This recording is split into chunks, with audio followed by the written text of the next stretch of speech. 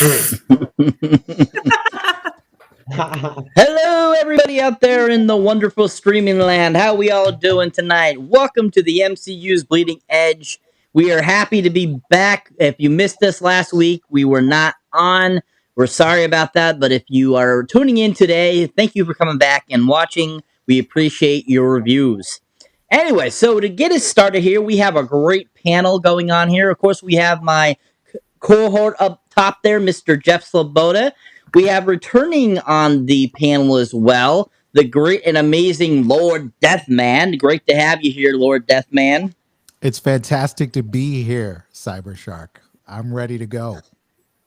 Thank you. Awesome. And we also have returning for the first time in a while. It's great to have her back, Miss Sally the MCU Girl, who you might find her podcast, See You in the MCU, which is a really great podcast. Definitely check that out. And don't forget to check out Lord Deathman on Sakar.net or .freeform.net. And you also will find him on the amazing podcast The Champions as well. He's really awesome. So we're glad to have both of them here tonight, and we're going to get right into this amazing episode. So what we're doing tonight, people, is we're going to be doing What If episode 7 and 8 for you guys. So we're going to get right off into episode 7 and talk a little bit about that. And then we have an awesome new little segment we'll be introducing later on tonight in the episode, which is going to be real fun. We're going to enjoy. So to start off with What If episode 7, which is What If Thor was an only child? So this one, I know somebody close to me here didn't really care for this episode, but I thought this was a fun episode. I thought it was hilarious. I loved the take they took with it, and I was happy that a lot of the voice cast came back to portray their characters for the MCU.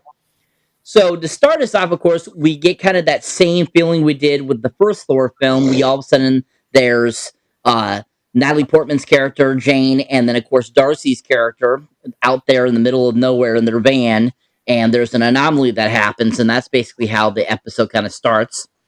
And so instead of Thor basically having Loki on his side, he's an only child. Odin gave back Loki to his real family. And so it's kind of what happens with, Thor and kind of how he is as an only child, which I think it was really interesting. So as we get into that a little bit, so it starts off like that, and then all of a sudden Thor appears on Earth, and basically says that he's going to take over, and then he wants basically a giant house party to go on Earth, which I think is absolutely hilarious. So my first question for the panel is, what were your thoughts when he came down and at first said, I'm going to take over, the name of Earth that he gives it. Midgard. What were you guys' Midgard. What was your guys' first thoughts of when all of a sudden Thor showed up and like acting like he was going to be like taking over Earth? Starting with you, Jeff. Oh, I didn't know what the hell was going on. I mean, you know what I mean? Like I was, like just like it kind of always is with these What If episodes. At first, I'm like, I don't know what, I'm just kind of just chilling there for a minute. I mean, honestly, I was, I didn't know what to think was really going to happen. I mean, when I realized he was going to it was going to be party Thor and everything and whatnot, I was like, okay, well, this is different. You know what I mean? Obviously this is going to be, I knew right there, like, okay, like this is going to be like a light fare version of What If, where we're going to kind of go in a, like Lord Deathman says, like a Disneyfied kind of way, basically. It was at that point of the episode, I was on board, and things had progressed to where I was kind of interested as to what was happening. I was. Okay. Awesome. How about you, Sally? What did you think about that introduction to Thor in this episode? I thought it was very fitting for Chris Hemsworth's Thor character. I thought coming to Earth and being like, party time! Very fitting. Especially from Age of Ultron on, Thor was very much like that. I would agree there. I would definitely agree there. Most definitely. Mm-hmm. How about you, Lord Deathman? What were your thoughts on that introduction to Thor? Wow. I was a little disoriented, to be honest with you. So seeing Thor in this new context where he wants to party in Midgard, where he is an only child, I have to say that it did take me a while to sort of get into the spirit of the thing. That this isn't one of my favorite episodes, spoiler alert. But after a while, I kind of took to the premise and I said, okay, this is what it is. So let me relax and just try and enjoy the episode for what it is. I like the cast of characters that you see as the story unfolds. But I have to say, it was a jarring introduction that Thor, the premise being that he's an only child, and as an only child, he sort of is this, he's party Thor, right? We had Fat Thor, now we have Party Thor. When are we going to get like Grim Thor or Killer Thor? Killer Thor, nice. No, well, just a little bit of levity there, but yeah. In a word, I was a little disoriented, but I was willing to give the premise a try. Awesome. Amazing. Did you have something to say, Jeff? Did you have your finger up, sir? Yeah, maybe we'll get Frog Thor. However you call him. Maybe he'll come back. We did get Alligator Loki. Frog Thor and Loki. So, but Great, now I want Frog Thor. I need Frog Thor. It was in Loki? He was in Loki. Yeah. Alligator Loki. Yeah. So we already got Alligator Loki, so why not a Frog Thor? That would be hilarious now, wouldn't it? Spoilers! I know about Alligator Loki. Yeah. So another thing I noticed about this episode is all the cameos that they added into this episode. I mean, just like Lord Deathman was bringing out, there's all the characters that they showed, basically when it's showing Party Thor. And that's what we're going to call him from now on, Party Thor. And, it's super funny, like all the different people that showed up. I mean, we had throughout the episode, all of a sudden we had, Drax pop up. We had Nebula pop up, even Gamora. We had, Howard the Duck popped up real quick in, this episode after he comes down, which, by the way, was voiced by Seth Green. I don't know if you guys knew that, but he is actually voiced by Seth Green. I don't know who Seth Green is. Redhead kid from the Austin Power movies as Dr. Evil's son. Oh, right. Okay. Without a paddle. It was awesome, like finding that out, and I was like cracking up because I was like, wow, I didn't even recognize his voice because that doesn't even sound like Seth Green. So I thought that was really interesting how good he is at doing voiceovers. But like just the plethora of all the characters, and even in this first party scene, we see Thor's down there, Grandmaster is there, and he's like doing the DJ and stuff like that, which I think is absolutely hilarious. And so as we go on, all of a sudden it shows like they've had a party. Next morning, Jane wakes up. Somebody's knocking on her door. Thor's there passed out, and a few other people, Korg and stuff like that. And all of a sudden, there's Rumlow there, and so is Colby Smulders' character. Hell. And knocking at the door, saying, Jane, we need to talk to you. So what were your guys' thoughts on that occurrence happening? I mean, did you expect to see, Maria Hill in this episode or Rumlow? What were your thoughts? Start with you, Sally. I wasn't expecting Rumlow, but I was expecting Hill. I don't know why I was expecting Hill. I was expecting either Fury or Hill, and Fury's in a coma or something. So, yeah, there's that. I freaking hate Rumlow after the Winter Soldier situation, so hate him. Interesting. How about you, Lord Deathman? Did I expect to see Maria Hill or Rumlow? Probably not. But it was a pleasant surprise to see them using these characters from the MCU as a part of the support to this premise. And the knock on the door and the sort of hint that there was some action going on inside the room. A little titillating there. Disney being a bit risque. Although I think there were 2 beds in the room. But no, I didn't expect to see either of those characters, but both of them were a pleasant surprise. So I'm a big Crossbones fan. I do think he died a little prematurely in the MCU. He's a great villain. And my only question is, is he a Hydra agent here? Like, is he still undercover but working for Shield? And you know it's serious when you got to get Rumlow and Hill in on it to kind of put the kibosh on Party Thor. Most certainly, definitely on Party Thor. If you have to get somebody in there to stop him, you got to send in your top agents. You know what I mean? So, how about you, Jeff? Didn't we have Rumlow earlier in the What If the Avengers Didn't Happen episode? Yes. Okay. Yeah, so this is his second time that we had him in What If. And actually, I thought that was cool, like that alone, that we got Rumlow twice. Sorry. No, it's okay. So yes, Sally. I agree that with one. Sorry. Go ahead, Sally. That episode was the one where the Avengers were all pew pew pew pew pew murdered, right? Yes. Okay, got it. Now I got it. So, like Lord Deathman said, I like Crossbones as a character too. And it's too bad that they killed him off the way that they did like that. I really I wouldn't have minded if they would have kept him around in the MCU in some way. I mean, I don't know about the adaptation of Crossbones they gave us. Was kind of, I don't know, weird, but basically, as far as like the What If episode goes, I was surprised to see Shield, and happy to see Shield, because I thought to myself, well, they're introducing all these characters from different Thor films. Why not have Shield? Like from Thor 1, be a part of the series. You know what I mean?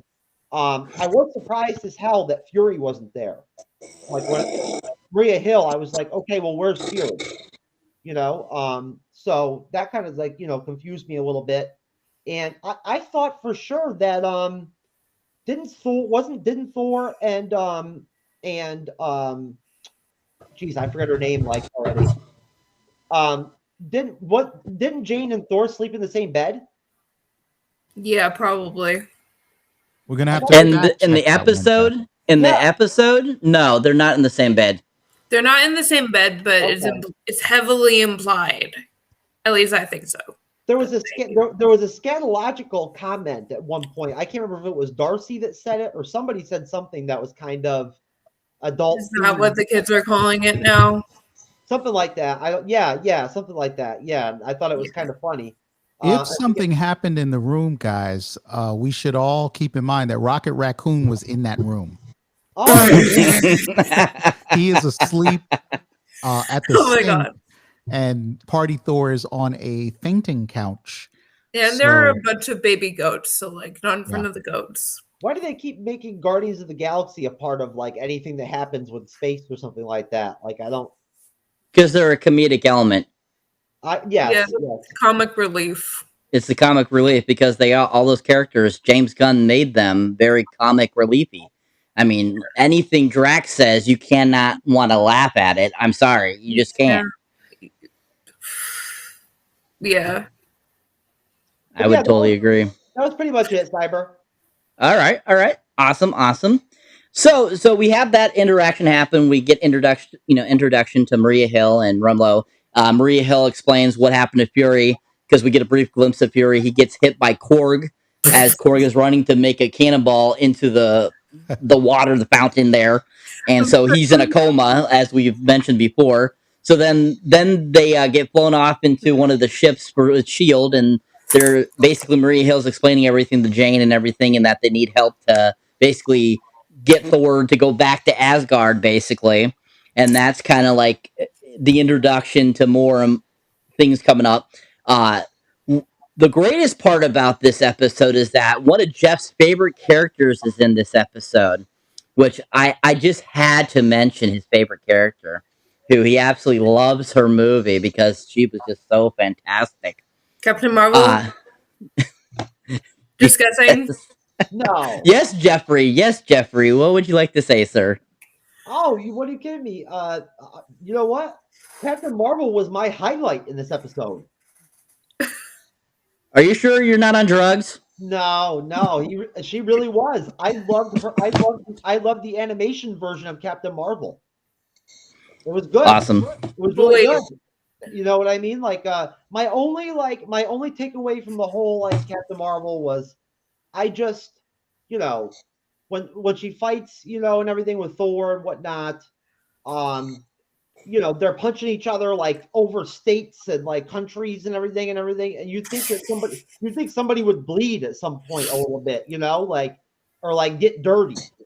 You know what I mean? Like, It is cartoon, so And Thor's a I god.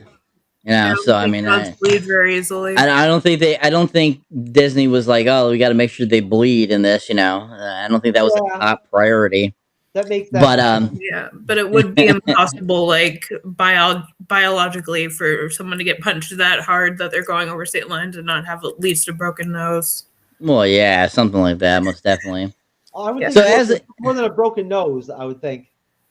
Yeah, probably. Well, don't forget, this is not in reality, people. Remember, this is fantasy. It's called fantasy, sirs. This is and cartoon ladies. violence. Yes, thank you, Lord Deathman. Cartoon violence. Yeah. So anyway, not talking about Captain Marvel. We haven't gotten to her yet, but so we have that conversation. Jane gets in tune with everything, and then all of a sudden, we're back to where Thor is down, still partying, and who shows up? Loki. So, what were your guys' thoughts on Loki popping up as an actual frost giant? Is another good question I would like to ask. Starting with you, Sally, what did you think about Loki showing up as an actual looking frost giant? Why was he hot? That was my thought. Why was he sexy? I literally made a TikTok about this. And then my second thought was, wow, Loki's here. It's a party now. Very true. Very true. Very true. What are your thoughts, Lord Deathman? Well, Loki's always cool. I don't know if I'm going to have to be the first to start a Tom Hiddleston fan club, but I just love this guy's team spirit to come back. And they're like, oh, we have an episode where it's like, it's a party. And then like Loki is a part of the party. And Tom's like, yeah, I'll do that. Right. You don't have to bring in a sub for me. So I love the work ethic on Tom Hiddleston. I'm just going to say that. But, I did kind of enjoy seeing Loki rendered as an actual frost giant, as the heir to Jotunheim, if I've pronounced that correctly. Jotunheim. A part of me, thank you, Sally, Jotunheim. A part of me did wonder, why wasn't he born sickly and small for a frost giant in this universe, right? So maybe that's the reason why they never became siblings, because Loki was born healthy. Maybe we didn't go to war with the frost giants, and Asgard didn't have that confrontation. So you had them not growing up as siblings, but they're still friends because they're kind of realm adjacent. So they party together. But I was like, oh, wow, it's kind of nice to see like a 9-10 foot tall Loki rendered as an actual frost giant, no enchantments to make him look Asgardian. And the dynamic is they don't have that competitive dynamic that we know from the MCU mainline continuity. They're much more like colleagues of the realms. They're both like princely dudes who, get together to party every now and again. I also have to mention that there was some great cameos from a lot of the different races. The Skrulls, I think he partied with those gold fellas from Guardians of the Galaxy 2. He does some selfies with a lot of different aliens. And I was like, I think even the Kree get in on the action at some point.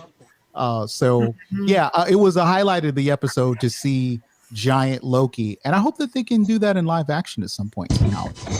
Yeah, that would be nice. Now I'd like to see that, but I totally agree with you, Lord Deathman. We should start a Loki fan page because he deserves it, or Tom Hiddleston fan page. I'm down for that because he definitely deserves that. I think Tom Hiddleston fan page, believe me.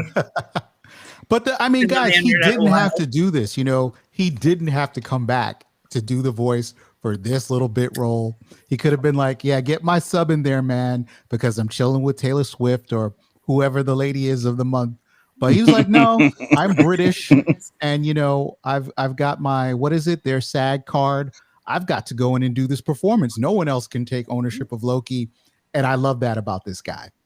Yeah. Yeah, he's amazing. Definitely agree. How about you, Jeff? What were your thoughts on seeing Loki as a frost giant? My main thinking really was like, okay, well, at that size, any human chick that tangled with Loki from a bedroom standpoint that night during the party or whatever, like in the morning, she was seriously hurting, like, and needed some pain medication.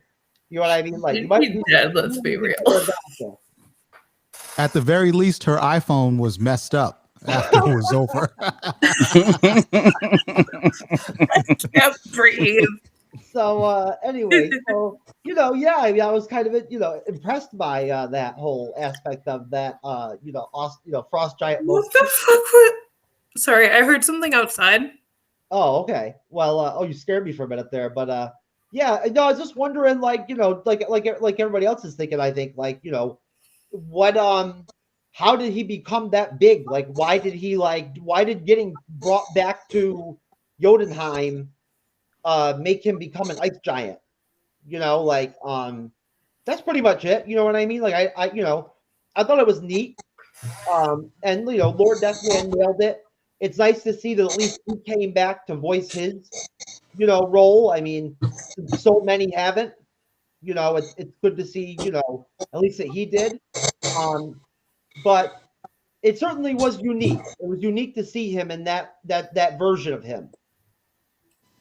I totally agree with all of you. I think it was really awesome seeing him as a frost giant. I was like, when he popped up, I was kind of like blown away. I'm like, holy crap, he's an actual frost giant. I was like, really like just kind of in awe because I thought it was so cool, and I just liked the whole concept of seeing Loki in that look too as well, and seeing him as his actual race of what he really is.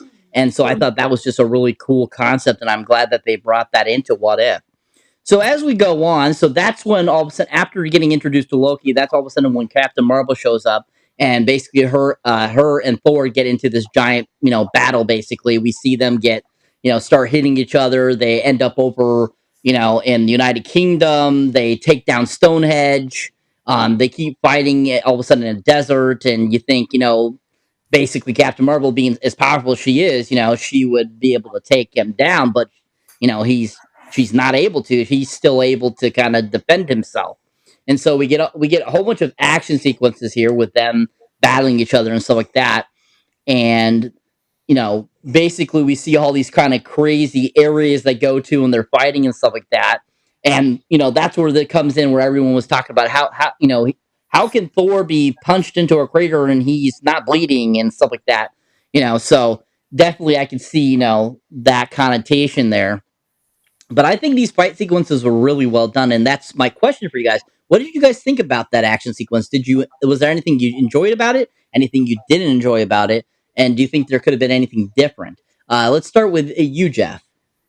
Yeah, the again, like I said, the fight itself and Captain Marvel showing up was my highlight for the episode. That was the main thing that I liked, and I thought that the animation with Captain Marvel looked great. When she was glowing a lot, like she was, doing her whole, Super Saiyan deal or whatever. I thought that was neat. The way that they animated it looked really cool. And it was a little bit kind of like outlandish that they were like being knocked around from like different states and everything like that and whatnot. I thought that was kind of like, far-fetched. But for me, like I said, the main thing for me was I loved seeing Captain Marvel. I think that was Brie Larson. I'm not sure. Oh, it wasn't? Okay. No, it was No. not. Okay. Brie was too busy to reprise her role, but Tom That's too Hiddleston bad. was not. Yeah. I miss Brie Larson. I would have thought Brie would have came back. I really would have thought she would have. But so yeah, that's pretty much it, Cyber. Like I said, just really enjoyed the fight. And I still to this day I still enjoy seeing Captain Marvel pop up in something. It's just her movie doesn't do it for me. Very well said, Jeff. Very well said. How about you, Sally? What did you think about that fight sequence? Very they flew a lot. They punched each other so hard that they were flying. I have like no notes today, so like, but it It was very entertaining to see them destroy Stonehenge and then punch each other across the country or across the world. It's like a giant game of volleyball, but with two superheroes, and they are just punching each other instead of the ball. Very true. Very true. I would definitely the agree there. world's biggest slingshot, but no, because that didn't exist yet. Yeah. Very true. Very true. How about you, Lord Deathman? What did you think about the fight sequence? I actually enjoyed it quite a bit. You know, I found it equal parts amusing and very engaging and entertaining. I like the way they imbued the fight with the personality of both fighters. Captain Marvel really fights as if she were a Kree soldier, you know, trained in a kind of I guess interplanetary type of martial arts. She had a lot of blocks, kicks, good throws. And Thor stays true to his form with regards to just being a brawler. He's like, look, I'm just super strong, and every time I touch you, it's going to hurt. So I enjoy the fight. I kind of don't like, you know, Captain Marvel as this perpetual wet blanket. You know, she's always kind of coming in to clean up a mess, or it's always sour grapes with her and a lot of frowning and all of this kind of stuff. They haven't really, for me at least, dialed in the Captain Marvel personality beyond her just sort of being semi pissed off all the time is her thing. So if there was one criticism I had about the fight, that probably was it, that, you know, it had to be her to kind of come in and be the wet blanket and the person who wants to stop the party. Whereas, you know, Thor gets to be this kind of immature adolescent, but you still are rooting for him because everybody loves a party. I believe they said party pooper was thrown around. Yes, the word party pooper is used at some point. Very much so, yeah. I definitely agree with you, Lord Deathman. Most definitely, yeah. I could see her being considered like the wet blanket and stuff like that. I totally see that. Very good observation, I think, and thank you for sharing. So moving on. So after their fight, you know, basically, you know, Captain Marvel goes back and, you know, basically they have a discussion, you know, that she failed, et cetera, and, you know, basically, you know, what their next options are. And basically, you know, I thought you had to punch that kid, you know, cause a nuclear explosion, basically. And so they kind of come up and devise, you know, come up with this idea where, you know, she will do this punch and then they'll launch a nuclear warhead to stop Thor. So after that happens, you know, we see all of a sudden we see Jane and Darcy going, and Jane's trying to get in contact with Thor to let him know what's going to happen. And so that's when all of a sudden Jane gets the idea of, you know, who else would Thor listen to as his mother. And so then all of a sudden that's when Frida pops up, you know, eventually there after, you know, Captain Marvel and him kind of get into a battle again when they're supposed to be taking out this plan. Then all of a sudden Frida shows up. And I thought the introduction to Frida basically in that the main scene where she pops up and she's like having like tea and stuff like with these other Asgardian people, I think was super hilarious. And my thoughts or my question for you guys is, what were your thoughts when all of a sudden that idea popped up in the episode and Frida popped up and that, you know, they were going to have Frida basically talking to Thor? What were your thoughts on them using that element in this episode? Starting with you, Sally. Dick move, Jane. Dick move. Like, the last thing you do at someone's party is call the mom. Get someone to stop it. That's true. Very true. Very true. Anything else? The cleanup scene was funny. I don't know. A lot of comic relief with the goddess Freya. Frigga.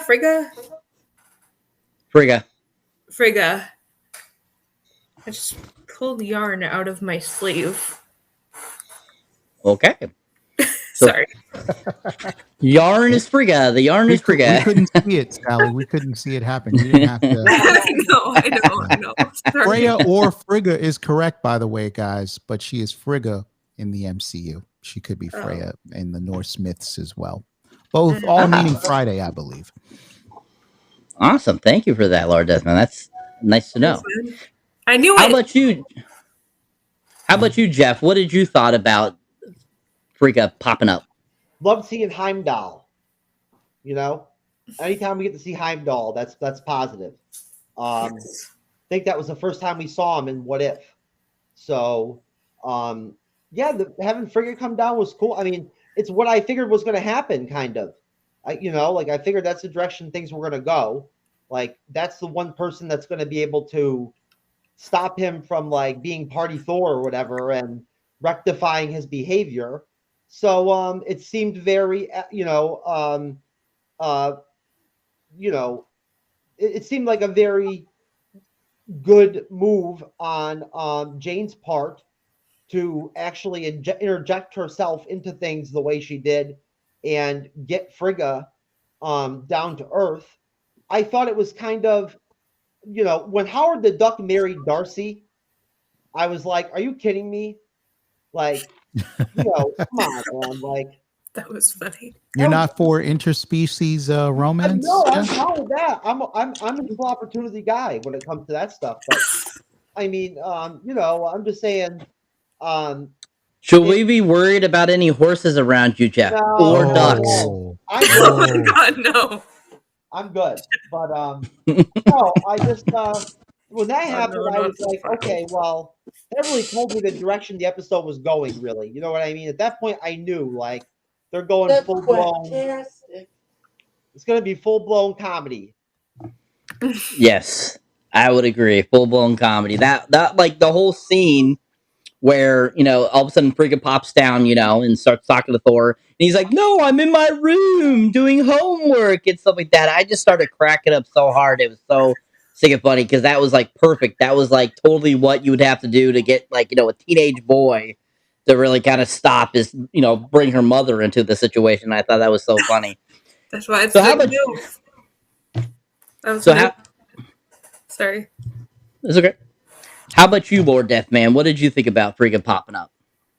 Yeah, that let me tell you guys, I'm going to be honest with you. I watched this episode 2 times. The first time I watched it, you would have had to have climbed the Empire State Building to get up to my high horse on how much I didn't like this episode, because I was like, this should be serious, man. This should have been a real premise. What's going on here? This is like, it's a comedy. It's for kids. So I was kind of there with it on the first watch, but then, after you watch it the second time and you're kind of aware that you're going in this comedy direction, I was like, Frigga, I'm sorry, showing up, right? I got to pick one. Frigga showing up really is in line with the trope that they were trying to express in the episode. It's weird science, right? These guys use their computer to somehow make Kelly LeBrock.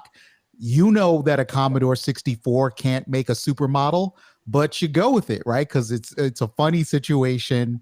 And eventually those two kids, spoilers for Weird Science, if you haven't seen it, they got to get everything cleaned up by the end of the movie. And there's, a lot of quick typing on but what I'm just saying is that they were following a certain trope. If you've ever seen the 80s sort of Animal House, Weird Science, any of those Revenge of the Nerds type films, this was really a homage to those types of comedies.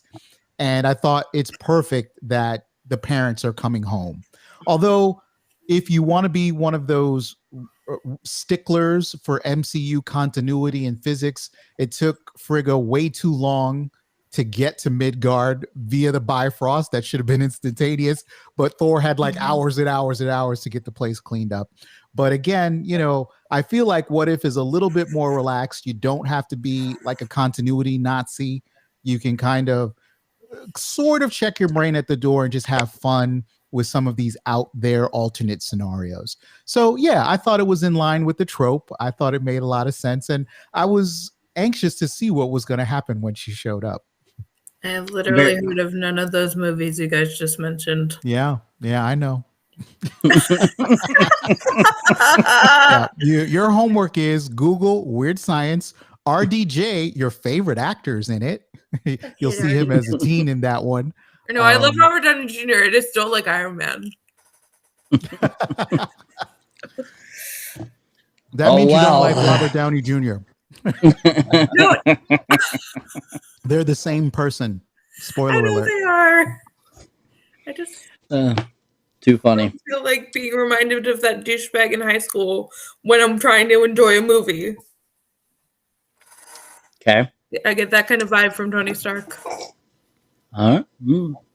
Yeah, I mean, he's a playboy philanthropist, party boy, like kind of like Party Thor. So I can understand that. I see where you're coming from there. I can totally see that. One philanthropy thing he has done throughout all of the movies. As a philanthropist, He gave a ton of money to MIT for Yeah. a bunch of students to finish their thesis projects. Yeah, and Civil War. Oh, That's one. I mean, they don't show him in the movie, but that he's a philanthropist. Yeah, that's his generalized term of who he is. So, okay. But anyways, the only thing I could think of before you said that was donating a bunch of paintings to the Boy Scouts in like Iron Man 2 or something. yeah, he does that too. But I don't think they ended up doing that because he was, high on his own medicine. Anyway, so moving on. So I think one of my all-time favorite cameos that popped up in this film, or this episode, I should say, was Suitor from Thor Ragnarok. I think it was absolutely hilarious that he popped up in this, and he's like singing and dancing, and he gets tripped up in the phone lines, and he's burning them. That was absolutely freaking hilarious. I absolutely loved that whole portion of it. I thought that was perfection for this episode. Statue of Liberty. Very much so, yeah. And that was just really fantastic. So as we move on, though, after that, Frigga comes down and is speaking with Thor, and he's giving all these excuses and stuff. And then she's like, "Oh, I have to see this for myself," and decides, she's going to come. And so that's when all of a sudden he goes into basically panic mode and is like asking everyone, "You gotta help me clean this up, because my mother's coming," and stuff like that. So, all of a sudden he gets up there and he's like, "You have to listen to me," and that absolutely cracked me up too. That portion of that scene where he's like doing that, it was absolutely funny. But as he goes on, he's asking for their help, and so then basically he goes and he fixes everything he's messed with. The frost giants messing with Mount Rushmore and all that kind of stuff, and what basically fixing the leaning tower of Pisa, which was already leaning, so he didn't need to fix that. But I thought that was pretty funny.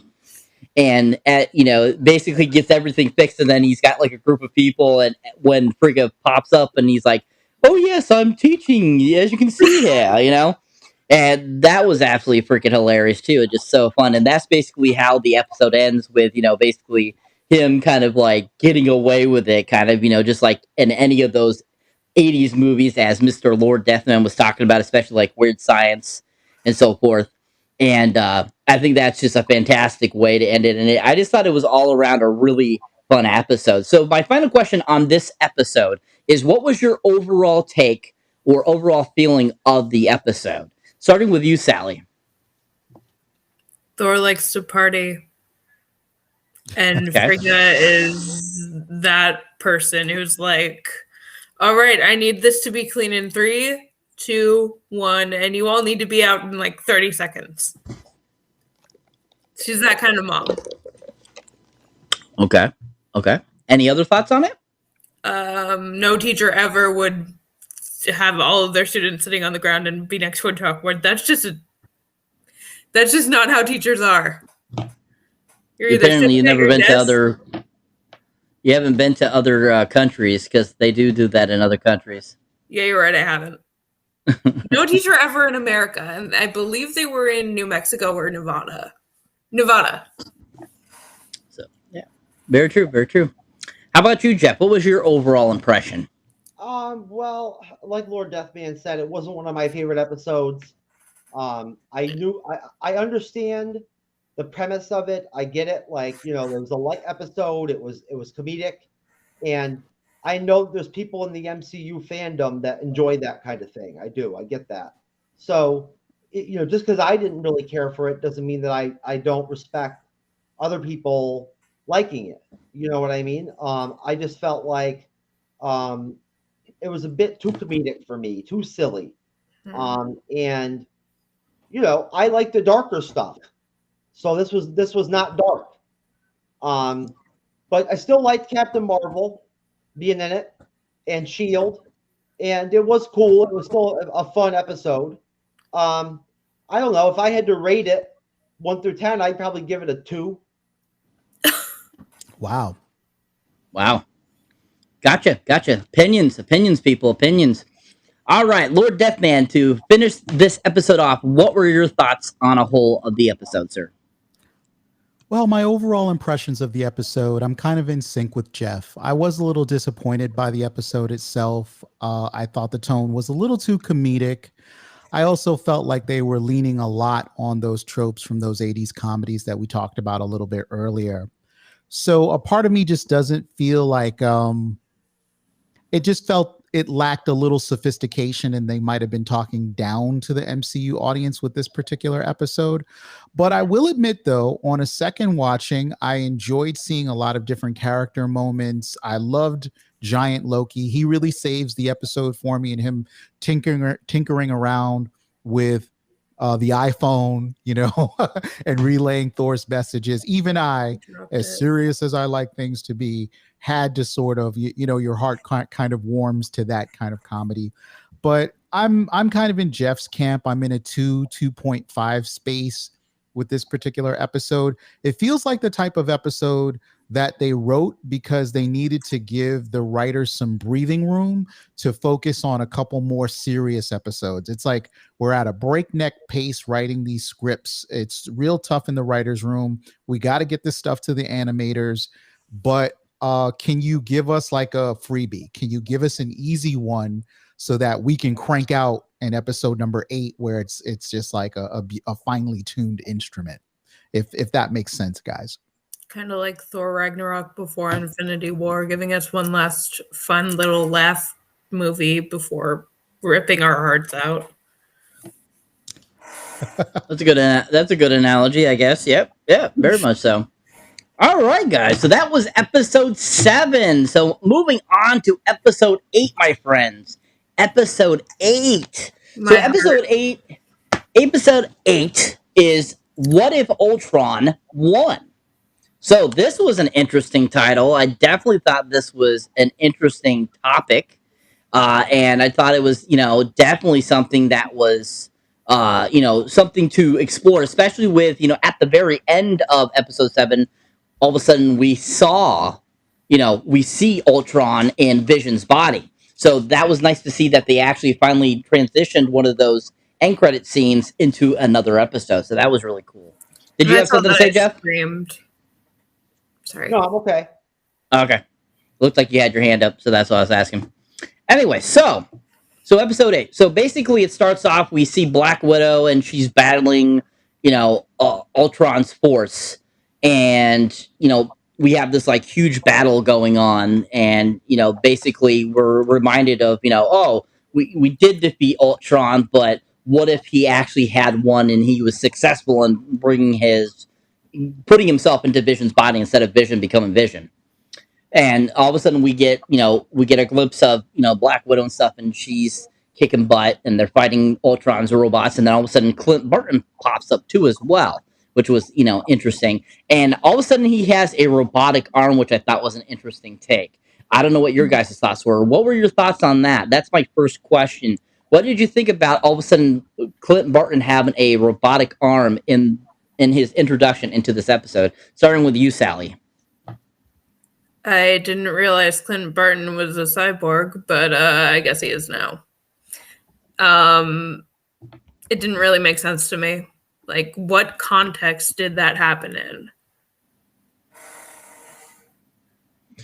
Yep. Yeah, that's what I was thinking too. Like, why all of a sudden did Clint have a, cybernetic arm? Like, they didn't really explain that at all in the episode either. So I thought that was kind of interesting. How about you, Lord Deathman? What did you think about all of a sudden Clint Barton popping up and having a cybernetic arm? Listen, I hate to go off topic here, but I have to profess my love for Ultron as a villain. He's one of my favorite Avengers villains, and I just thought that had to be on the record right here. Loved reading on the record. Ultron is this iterative villain in the comic books. You get Ultron 1, Ultron 2, Ultron 3. He keeps stepping up the ladders in terms of improving himself, with each new iteration that you see him. And I think every Ultron fan's dream is to see Ultron unlimited. And that's what this felt like. You know, he finally climbed the highest heights of supercomputer evolution. But as for Clint and his abrupt and sudden prosthesis and becoming a cyborg, I think that might be a send up to the Age of Ultron comic book that came out way back in 2013. I'm not sure if Hawkeye in the comic book has a robotic arm, but Age of Ultron in the comic books is kind of a what if scenario in which Ultron finally wins. And I know that some of the characters in that story had weird prostheses from all the warring and fighting with Ultron's forces. They'd lost limbs and had to have them replaced. So this could be a reference to that as far as the comic books. But I will say it did, you know, seem to come out of nowhere. And they were trying to create that surprise moment when he gets shot and his arm gets torn off. The first thing you think is, wow, he just lost his arm, right? And the writers do that purposefully to sort of create a little moment of surprise. And then they kind of reel you back in by saying, you know what, it's a robotic arm. Don't worry, MCU fan, we got you. There was even like a sort of hole where the shoulder should be, where the arm like would connect to the body. I don't know what that's called. So either he's a cyborg, or it's a joint, or there's just a hole in his arm, and there's like metal or something. But that was a socket. That was a metal socket. So he's a cyborg. Gonna go with that. All right. Yeah. Yeah. I mean, yeah. Like I was saying before, I was like really shocked. All of a sudden, he had a cybernetic arm, and I was like, "That's interesting take." So that's great. Thank you for enlightening us with that, Lord Deathman, on the What If comics and the Ultron comics there, and giving us kind of that little bit of the history there, because I didn't know about that. So I want to thank you for that. So as the moves on, you know, basically the Watcher tells us, you know, basically what would happen if Ultron had succeeded. He gets into Vision's body. He's now, you know, in Vision's body. He's done what he's supposed to do. And then all of a sudden he decides to basically, you know, recreate the world and sends off this giant nuclear explosion to basically destroy the whole world. So then all of a sudden, after he's done that, all of a sudden Thanos pops up. And what happens to Thanos? He gets killed by Ultron. And I was like, holy crap. Like this, I was like, and he just like saws him in half with the Mind Stone. And I'm like, holy crap. So my question for you guys is, what did you think about all of a sudden Thanos being taken out so quickly like that in that scene? Starting with you, Lord Deathman. Oh, man. Earlier today, I got into such a dust up on the interwebs with folks who were like, man, Thanos shouldn't have been taken out that easily and that quickly. And, you know, like the real nerd stuff where everyone thinks of Thanos as the ultimate sort of uber villain, top of the food chain. And there's no way it could have been a single strike. He didn't get a word in. And I will say it did happen a bit easily as far as my estimation went. It did seem to be kind of abrupt. I wish Thanos it was more of an exchange, and it didn't have to be a long one.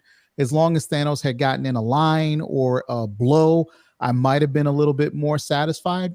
But here's the thing, right? Again, just like with Hawkeye's arm getting blown off and trying to create that moment of surprise and delight for the fans, that's what this Thanos thing was. The writer sacrificed keeping the internal consistency in the physics of the MCU that says Thanos should not be able to be stopped by a single laser, but he traded it in for that quick kill that got the effect from the audience that they wanted, which is we were surprised and we're talking about it. So I was okay with it in the end, especially in this context of a what if alternate type story.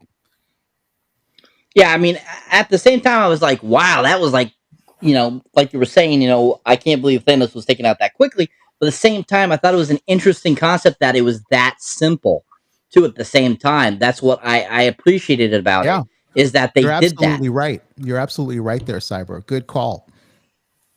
Yeah, because I would say that they did, you know, it was interesting to see, you know, the most, you know, that we've known since the beginning, you know, Thanos coming, We finally see him in Infinity War. We see him in Endgame. This person that is supposedly considered, the greatest threat, like you were mentioning earlier, and then all of a sudden being taken out that quickly like that in this episode was just really interesting and refreshing, I thought. How about you, Sally? What did you think about Thanos popping up and being destroyed so quickly? If Thor had gone for the head, that would have happened in Infinity War 2. Also, I was focused on the fact that, again, impossible that there wouldn't have been any blood or gore. So that's what my mind goes to. Well, if you think about it, though, the Mind Stone's basically kind of like a laser. So a laser basically would cauterize all the vessels in the body, and you wouldn't bleed out. So if you think about it that way, never mind. Cyber's taking us to school. Cauterization. Yeah, God.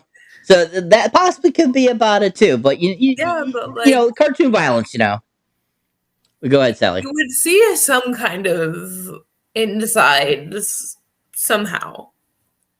Even if it's just a burnt husk, you would see insides.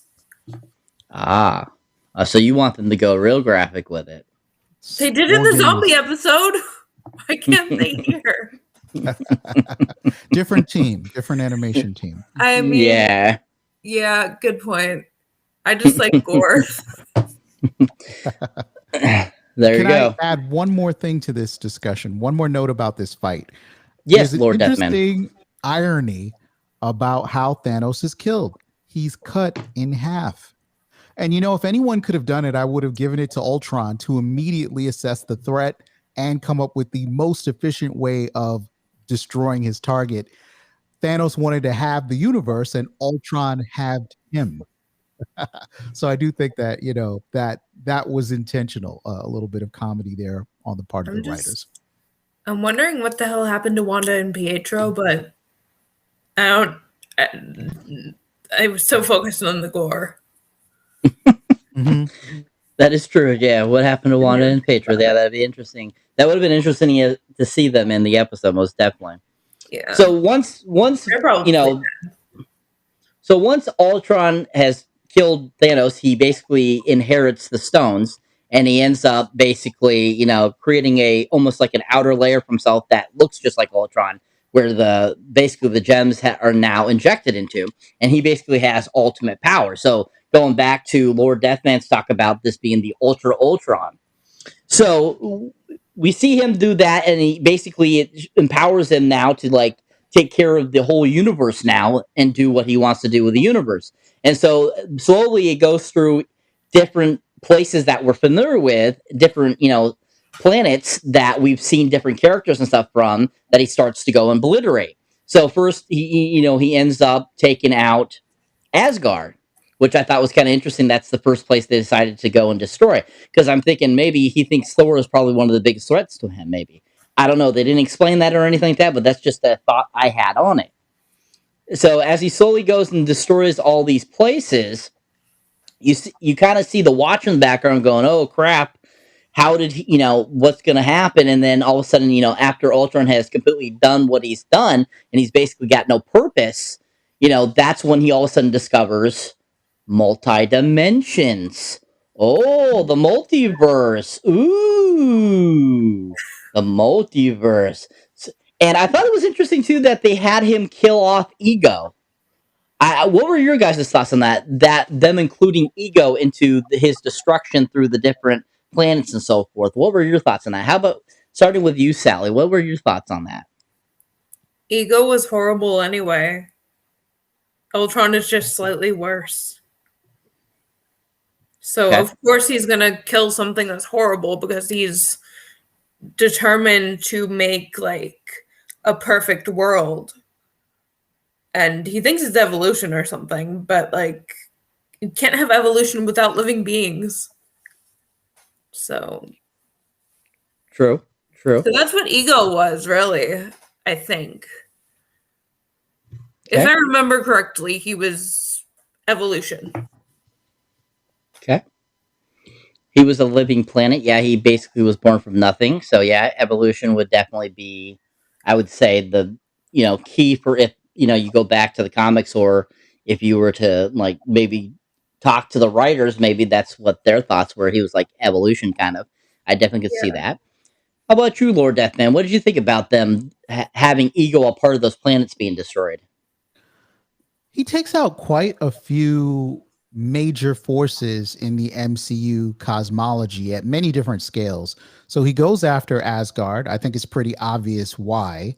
Those guys have been responsible for keeping order throughout the 9 realms. They represent the most orderly army threat to him. He goes after the Sovereign, if I remember correctly. I think he Mm-hmm. also got the Guardians of the Galaxy. But to your Yep. question about Ego, I think Ego represents a celestial, right? Yep. A massively powerful target that could intervene with his plans, right?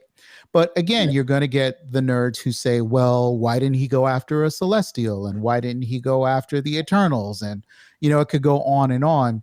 But I think they were trying to choose targets for Ultron that represented different power scales. So you could say, hey, here's a team of cosmic adventurers with the Guardians. He took them out. Here's the Sovereign, right? A race that's sort of obsessed with perfection. Here's the Asgardians, a very well-honed fighting force. So they were just trying to give you a variety of different power scales, I think, in terms of the people he was kind of offing when they were showing that montage.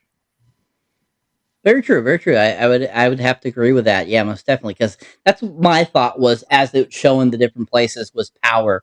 He was taking out power that could basically dethrone him, basically, and that's Right. what my thoughts were. Exactly. So as we move on, so that happens, and all of a sudden Captain Marvel pops up to try to stop him, and basically ends up getting destroyed as well, which is kind of interesting because you're thinking, oh, Captain Marvel seems pretty impenetrable. So the fact that he's able to destroy her with the Infinity, Gauntlet, or basically, the Infinity Stones, that was interesting, I thought, as well. So after that happens, like I was saying before, he now he's completed his purpose, and he's basically all alone, and that's when the Watcher comes in and starts talking a little bit about it, and then that's when the multiverse comes into play, because all of a sudden Ultron discovers that there's this other realm where Uwato, however you say his name, is watching him from, and so that's when he starts to try to go and attack him, and that's all of a sudden when it pops back up on Earth, and we're seeing Natasha and Clint, and they're trying to find basically information to help with stopping Ultron, and that's when they get the idea to bring out Zola into this, which I thought was really interesting that they popped him into this episode. So my other question for you guys is, what did you think about them all of a sudden bringing back Zola, who we hadn't seen since Winter Soldier, and him being this integral computer system, and they actually have still have him where he's still existing, which was at the Hydra station that was where the Winter Soldiers were being created. So my official question is, what did you think about them bringing him back? Starting with you, Sally, what did you think about them bringing Zola back? I love Zola as just like, well, first of all, a character. He's a very interesting character. And then I love him as like the little part of like the little mole that was in Shield, within Shield, that grew Hydra from within. And I always enjoy seeing computer Zola on screen. Yeah, it's bringing me back. Because I saw Winter Soldier in film or in the theaters on the night it came out, because I was that obsessed with Captain America by that point. And when I saw Zola on the computer, literally the entire theater just started clapping. That's cool. That's cool. Yeah, I mean, it was definitely interesting to see them bring back Toby Jones doing the voiceover for this episode, and also bringing that character back in Captain America and the Winter Soldier as well, getting him back and stuff like that, which I thought was really cool. How about you, Lord Deathman? What did you think about Zola popping back up in this episode? Well, I love Zola, and I loved the opportunity to see him again. And props to Toby Jones for coming back to do the voice on Zola. I don't think anyone else could have pulled it off quite as well as he does. That sort of exaggerated Germanness, which I'm sure real German people must cringe at. But He's Swiss, actually. Exactly. I'm sorry, Swiss German, which is a different variety of German altogether. Thank God he's not Austrian, because then that would have been another discussion. But that being said, always good to see Zola back, but I thought the plan was half baked. It's like, I've got a quantum computer that I need to take down. I'm going to go into my high school locker and grab my Atari 2600 to try and get the job done. Zola versus Ultron at this point, it was a foregone conclusion. That's like the rootkit that won't work. So I thought the plan was a little half-baked, but I did enjoy seeing Zola come back. Yeah, I definitely agree there. Yeah, it was kind of like when it was kind of going on, and like they were like, "Oh, we're gonna upload you to Ultron," and I'm thinking to myself, I'm like, "You do realize this computer is like ancient, and Ultron is like a sophisticated, mechanism, basically." That It's is like, a pretty old fucking computer. like, how are you gonna? I don't see how you can upload that to that. I'm sorry, I just don't see it. So yeah, I definitely agree there with you, Lord Deathman, on that. Most definitely, that was a very askew plan there. But that whole, basically, after they put him into the Arrow, and then they upload him into the one robot, and the one robot isn't able to uplink and stuff like that, and they're fighting the robots and stuff like that. We keep going on, and basically, it ends up where basically Clint sacrifices himself in order for Black Widow to get away. Kind of, to me, that was kind of an homage, I think, to Endgame. To me, that's what I thought when it happened. Like, it was kind of like, for those people that wanted Clint to sacrifice himself in Endgame, I think this was kind of like, Marvel's way of kind of reversing that and giving us what we wanted at first, and not have Black Widow pass, away, basically. And I think was a really cool homage to, Black Widow a little bit. So, once they're up there and she's still talking to Zola, basically, he's like, "Why weren't you able to upload?" He's like, "Well, it's like, he goes through all the schematics and stuff like that. And, basically, like you were saying, that playing, he kind of, backfires on them. And that's when all of a sudden, they got to come up with another plan. And that's when the Watcher shows up to basically try to help them out. So I think that my next question is, what did you think about the actual Watcher being able it finally starts to interact with actual people in the MCU? Because, till this point, we just saw him in the background. He's talking about what's going on and stuff like that. He's not allowed to intercede. So what were your thoughts about him actually finally starting to kind of actually participate in the episode? How about you, Sally? What did you think about that? I thought, like, at first it was like comic relief, like, guys, it's right there.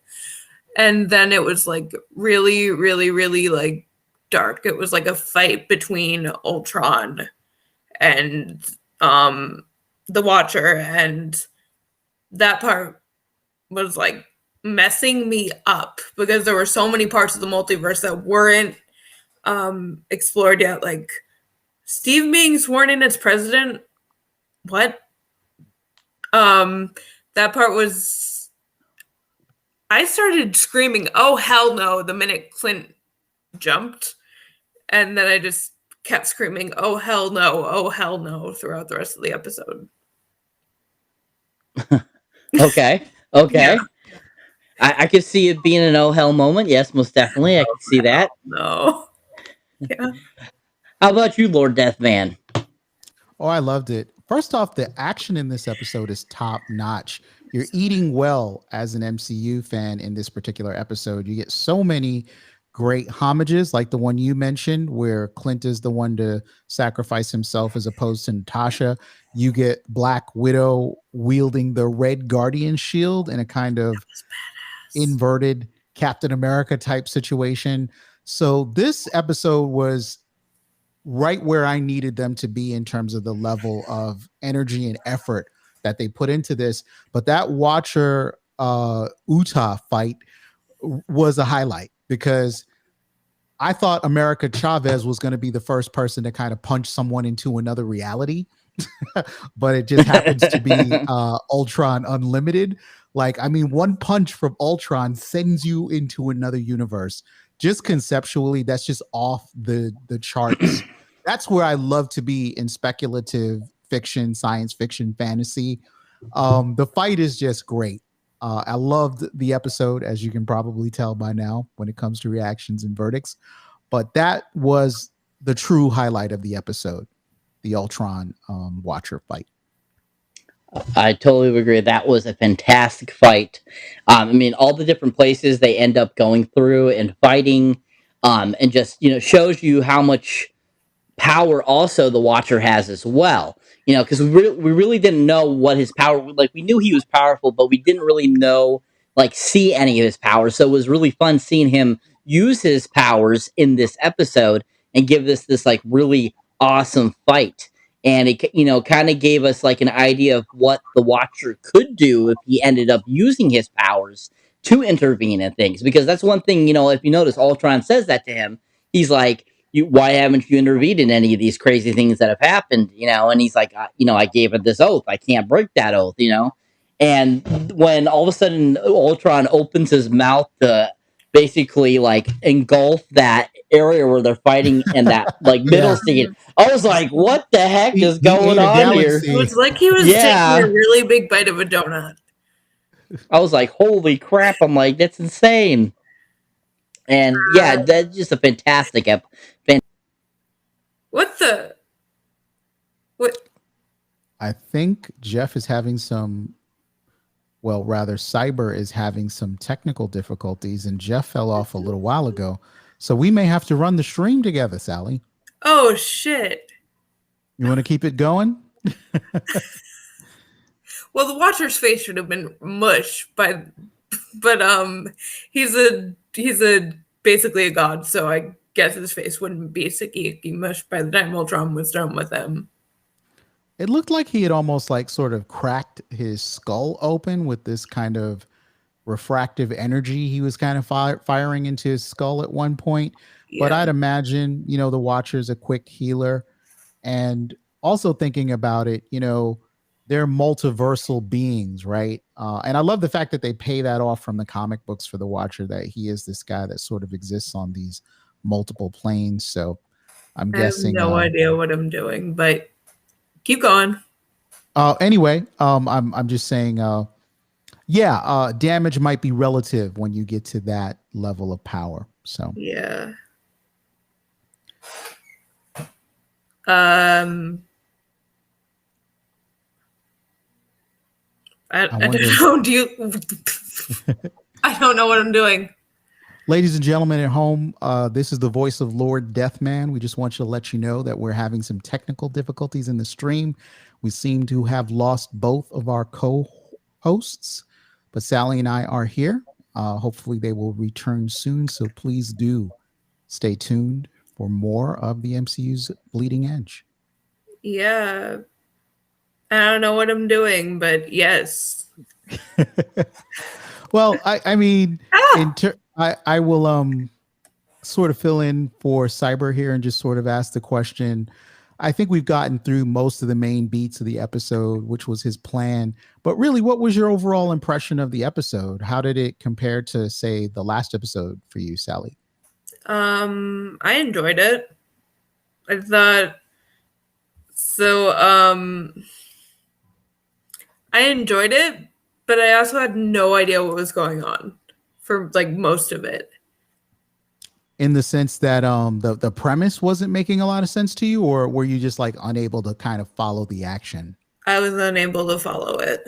I got the premise. I got the, what if Ultron won? It's a pretty simple one. Yeah, I got that. I was just sitting there like, holy shit. Sorry, holy SH. And then I was like, oh no, when Clint sacrificed himself. And then for the rest of the episode, I was just mourning the loss of Clint, while also watching and being like, holy holy fruit. I don't want to say the F word. Right. I hear you though. They told me Yeah, to there were lots of surprise moments in this episode. So I think it was a huge comeback from the previous episode, which I was a little soft on because it felt like kind of a little bit of a throwaway. So yeah, um, I think this is what Marvel does at this point. It gives us like a couple of movies that are like, or a couple of episodes that are like funny or fun or campy or something, and then just makes one that completely shatters your perception of what's been going on. Like for me, it's Thor Ragnarok and then Infinity War. I have this theory that Thor Ragnarok was sort of the last fun thing before they rip our hearts out. right before we get to business as usual, like Infinity War style heartbreak, you're thinking Thor Ragnarok was represented that sort of brief respite that we're going to get. I could see that. I could see that. But they always manage to turn it around. So I think they're going to bring back the positivity shortly after we get Thor Love and Thunder. But I know Cyber was hoping to sort of do a breakdown of the Hawkeye trailer that came out recently. I don't know if you've had a chance to see it, Sally. Oh, I've seen it and I'm pretty pissed. Christmas is like my least favorite time of year, and it takes place like during Christmas, and it's so just no. Wow. Is it just is it like seasonal affective disorder? What's what don't you like about Christmas? My family is mostly dead. Okay, that would do my sister, my aunts. My parents and sister are fine, just to clarify. Got it. The aunts are fine, but everybody else is dead. I understand. So it wouldn't exactly be the most wonderful time of the year for you. But putting aside the holiday theme for a minute, I mean, do you think the series has potential, or is this going to be a no-go for you because it's set around Christmas too? I mean, Christmas time. I'm pretty excited to see Kate in this, and the callbacks to Ronin and Endgame and stuff. That's what I'm excited for. I'm going to ignore the Christmas part for a minute. And so, like, I know that are you a comic book reader? Have you read Matt Fraction's My Life as a Weapon? So I got into the movies when I was 12, and I've only picked up one or two comic books that are like Black Widow. I'm not that into comic books as a medium, but I am very much into movies. I might have to pick up the comic books at some point, but I've only read one, and it was on my Kindle, and it was years ago. And that's totally fine. I think the MCU at this point can kind of accept all levels, wherever your trajectory is coming into the fandom, be it animated stuff, live action from the old Sony Fox universe, or if you're just coming in on the MCU movies themselves. But I have a feeling that this Hawkeye series is going to borrow heavily from My Life as a Weapon, which is a pretty renowned Hawkeye story out there, which has the introduction of the female Hawkeye of Kate. So a lot of it's going to come from that. That's a really great story. There's a lot of humor and heart in that story, and it's so esoteric and weird. I wonder how casual audiences are going to respond to some of the things, or how much they're going to keep from the comic and how much they're going to put in.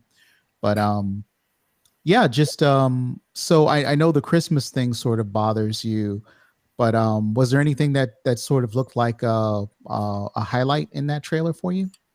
Just the callbacks to Ronin and Endgame and stuff. Those were the only parts that I enjoyed thoroughly. Right. I also like that his family is back, and that he's like trying to put Ronin behind him, and he can't. Yeah. It's also kind of interesting that Hawkeye is sort of having to put his family second again. So that being said, I see Cyber just dropped in a note saying that he's looking forward to Haley Seinfeld, taking on the Kate Bishop role. And I think we're all excited for Haley Seinfeld because she's such an exciting, dynamic young Yes. actress who does fantastic work. So I thought it was a huge get for them when they announced that she was in the cast. I mean, how do you feel about Haley? Never heard of her before the Hawkeye thing, but Okay. she seemed pretty badass in the trailer. Well, you are in for a treat because she is an exceptionally talented young actress. She was in a Transformers film recently. She's been in a lot of kind of young adult sort of comedies and dramedies and things like that. And she's always, she's probably one of the most talented, I'd say top 5 actresses of her generation. And she's a perfect fit for Kate Bishop. So really looking Cool. forward to that. Yeah. But The MCU always has like perfect casting, so they do. They're attracting a lot of great talent. People want to be a part of it. And the good part for us is that not only do they want to be a part of it because it would enhance their own profile, but they always bring their A game. No one wants to be the weakest link in the MCU. And yeah. I'm pretty grateful for that at this point. So it's easier for them to attract top talent, retain that talent, and that talent is going to do their best to sort of perform at a high level. But one last thing that we absolutely have to talk about with regards to the Hawkeye trailer, Rogers, the musical. What? What's your take on that? Oh my god, is that are they making Captain America musical? Well, there is a musical in the MCU about Steve Rogers, and it's called Rogers the Musical. And it's sort of styled, if you've ever seen Rent, either the movie or the musical. I've heard of it. Yeah, well, it's kind of in that style. They're getting some young hipsters to play the parts of the Avengers. That's exciting. People are more excited fun. to see Rogers the Musical than they are to see Hawkeye. That's really fun. It is. The only musical number I know involving Steve Rogers is the one that I am not going to sing right now, but the one from the first Avengers. Oh, yeah. You guys do not want to hear me sing. Well, I'll take your word for that. But, it's not mandatory for you while you're on the MCU's bleeding edge. But I just wanted to get your feelings on that because that's been spreading throughout social and the internet. That's the big meme from the Hawkeye trailer. Rogers the Musical. That sounds so fun. Yeah. And they really did it so well because obviously they shot a lot of this in New York. And they dressed an actual playhouse in New York with Rogers the Musical posters and banners. Oh my god! They did it digitally, right? So, because had they done it on location while they were filming, it would have been much less of a surprise because everyone would have known about it because of leakers and whatnot. So I'm glad they did it digitally. Hurts my heart. Like CGI blood hurts me. Viscerally. We're going to have to get to the bottom of that at some point, Sally. You're going to have to sort of unwind that whole CGI blood thing. But oh god. It just looks so cheap. Flying through the air. So it's got to be the 3M formula blood flying around to make you a happy camper. It's got to be like realistic looking, and like gore. I hear you. Or realistic looking blood. I want that. Not to go off topic, but have you ever seen Sin City? No, but I watch a lot of horror movies. Well, you should add, if you're looking for realistic gore, I think Sin City's up at the top there for comic book movies, in the genre. There's plenty of places you can get other realistic gore in other genres and so forth and so on. But we've got Cyberneticshark back in the chat telling us that Rogers the Musical is going to be a lot of fun. So even Cyber knows about this particular meme. It looks like you've got some catching up to do, Sally. I'm going on Tumblr, like right now. Blood galore is in Cincinnati. That's good to know. It is. Thanks, Cyber. We're going to give you some Ew. homework here on the MCU's Bleeding Edge. When you get off the line here, when you get off the stream, Google Deadly Little Miho. How do you spell Miho? Wait. Wait, I found it on Tumblr. It's the first thing that came up. Oh, God. Rogers. Hold on. Sorry. What? I'm checking the spelling myself. I was about to give you an incorrect spelling. I'm like, wait a second. Is that how it's spelled? Yes. Deadly Little Miho as in M-I-H-O. Okay, got it. That'll be worth your while. That'll take up about 4 minutes of your time, and you're going to love it. I am staring at a GIF of Rogers the Musical, and it looks so fun. They're just spinning and power posing. Only the MCU at this point can make something, because you don't really put comic book fans and musical fans sort of in the same proximity usually. But now you've got diehard comic book fans enraptured with a fictional musical about Steve Rogers. So only the MCU could bring those two types of fans together. Sitcom fans, comic book fans. There's a lot of cross-pollination going on when it comes to the MCU. Yeah.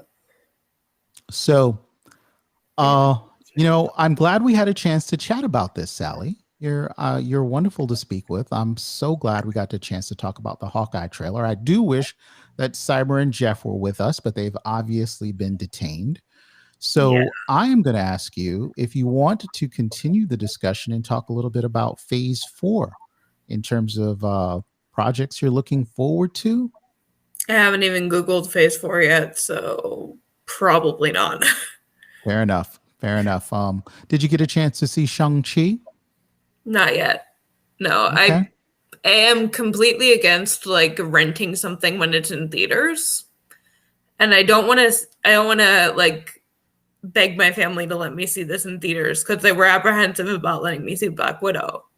Yeah, they care about you. I saw that in theaters the day after it opened. Nobody was there. Practically empty theater. I was one of 10 people. And that made me very upset. Yeah, it was a little distressing. I was also in a semi-empty theater for Black Widow the second time I saw it. But what did you think of the film? Did that hurt your experience there, the lack of an audience? No, not really. I loved the film. Yeah. It was a very good send-off to Black Widow. I thought so. Cybers was packed. I think we discussed this on the last time I was here. Okay. I missed that episode, but good to hear that you enjoyed the film. So, episode 1 of What If was that podcast. Okay. Yeah. So, I wonder if Cyber is still in the chat. He is, and he does say that his theater for Black Widow was absolutely packed. I'm glad to hear that. I had a semi-packed theater my first viewing, and then an empty one the second one. So, yeah, I was lucky to get a viewing in theaters because, my parents are so crazy, paranoid. Well, I believe COVID is a very big deal, but I'm fully vaccinated, so I feel that at this point, telling me don't go to theaters even though they're mostly empty is pointless. Well, parents are going to worry, I mean, I know you're a grown woman, but I'm at 21, this point, there's no getting a parent to stop worrying about their kid, no matter how old they get. So I applaud them for being, for looking out for you. Thanks. We should wrap it up. Cyber said we could. Okay. I'll call Jeff when we're done with this. All right. This has been one of the strangest but most exhilarating podcasts I've been on. I ended up turning into a guest host, as did you, Sally. So what I will say in wrapping up this episode, guys at home, I hope you've had a good time chatting with us as far as What If is concerned. both episodes 7 and 8 and the Hawkeye trailer, which we discussed here. If they make a musical of Rogers the Musical, you can bet that Cyber Jeff, Sally, and myself are probably going to be the first ones online to see that. Yes. And I would love to let you know all of the social details in terms of where you can sort of reach out to the folks on the MCU's Bleeding Edge. You can certainly find some of them at Sakar, the board that I am affiliated with, which is sakar.freeforums.net. Please do remember to check out the Podcast of Champions, where Jeff is a frequent guest, and he actually guest hosted our last episode. So you definitely want to check that out when we get it up online. But Sally, thanks for joining us here today on the MCU's Bleeding Edge, and hope to see you again on our next one. Hell yeah. All right. Be well, everyone. Peace. And cut. I guess they're going to have to sort of deal with the sort of post editing on that. So I guess we can both just drop off the stream now, Sally. This is a little awkward for me, and I'm just trying to improvise here, but I Later, think they've guys. got enough. Yeah. Oh wait, follow me on TikTok at Sally The MCU Girl, and listen to my podcast at CU. The words "see you" in the MCU. Well, you know what, Sally? Let's do another take of that, because they're going to probably have to cut that in. I'm going to count it off, and you do it on 3. Okay? 1, 2, 3. Follow me on my TikTok at Sally The MCU Girl, and follow me on Anchor or wherever you get your podcasts at CU, the words "CU" in the MCU. All right. Thank you for that, Sally. And to everyone else out there, take care. Night. Cut.